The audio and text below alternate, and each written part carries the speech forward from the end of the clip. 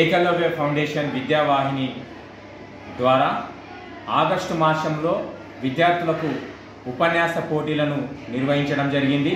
అదేవిధంగా సెప్టెంబర్ మాసంలో ప్రాజెక్టు వర్క్ని ఇవ్వడం జరిగింది. ఈ ఉపన్యాస పోటీ ద్వారా విద్యార్థులలో సృజనాత్మక శక్తి పెరుగుతుంది. వారు ఏదైతే మనం టాపిక్ ఇస్తున్నామో దానిపైన రీసెర్చ్ చేసి కొంతవరకు ప్రిపేర్ అయి ఉపాధ్యాయుల సహకారం తీసుకొని వారు ఉపన్యాసం ఇవ్వగలుగుతున్నారు. తద్వారా వారికి స్టేజ్ ఫియర్ అనేది తొలగిపోతుంది. అందరికీ నమస్కారం.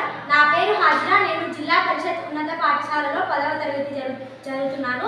మా మండలం పెళ్లిమరి మండలం, కడప జిల్లా. నేను ఇక్కడ ఇంత ధైర్యంగా మాట్లాడగలుగుతున్నా అంటే దానికి ప్రధాన కారణం ఏకలవ్య ఫౌండేషన్.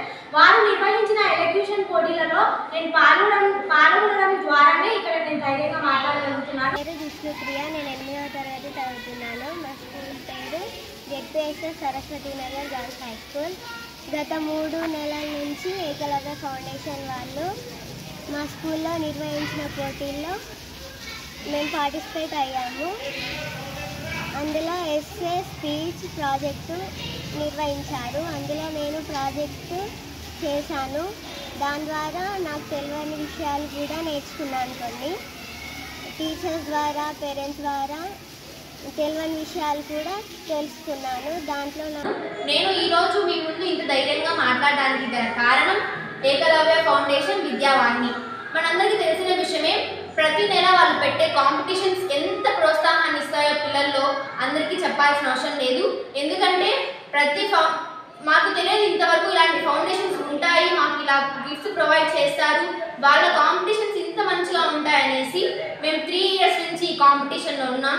ఏకలవ్య ఫౌండేషన్ విద్యావాహిని ద్వారా మాకు ఎంతో సహాయపడుతుంది. దీనివలన నేను ముందు చాలా భయంగా ఉండేది, నాకు స్టేజ్ పైకి ఎక్కాలంటే. ఇప్పుడు అదేమీ లేదు. 100 మంది ఎదురుగా నేను మాట్లాడగలుగుతున్నాను. దానికి కారణం ఏకలవ్య ఫౌండేషన్ విద్యావాహిని. ఈ కార్యక్రమం రాకముందు మనం ఎంత ప్రయత్నం చేసినా పిల్లల్లో చైతన్యం ఉండేది, కానీ ఇప్పుడు ఇంకా చాలా మేలుగా ఉంది.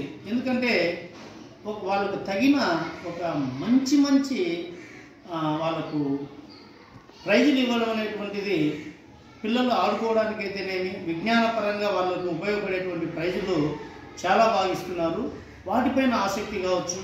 వాళ్ళు వేసి మొదటి అడిగి ఏంటంటే, నువ్వు వచ్చి స్టేజ్ పైన నిలబడితే చాలు, ఆ తర్వాత నువ్వే అద్భుతాలు సృష్టిస్తావు అనేటువంటి ఒక మంచి సందేశంతో ముందుకు పోతుంది. కాబట్టి నేను చూసిన విధంగా ఇక్కడ పిల్లలు ముందుకు రానటువంటి వాళ్ళు ఈరోజు, ఒక్కడు రానటువంటి వాళ్ళు ఈరోజు 10ల సంఖ్యలో ముందుకు వస్తూ నేను చెప్తాను సార్ అని వస్తున్నారంటే నిజంగా ఒక అద్భుతమైన ఫలితం అని చెప్పొచ్చు. ఔషధ మొక్కలు దేనికి ఎలా యూజ్ అవుతాయో మా పేరెంట్స్ నుంచి, టీచర్స్ దగ్గర నుంచి చాలా విషయాలు తెలుసుకున్నాను. ఇప్పుడు ఏ ఔషధ మొక్క దేనికి యూజ్ అవుతుందో నాకు కొంచెం ఐడియా ఉంది.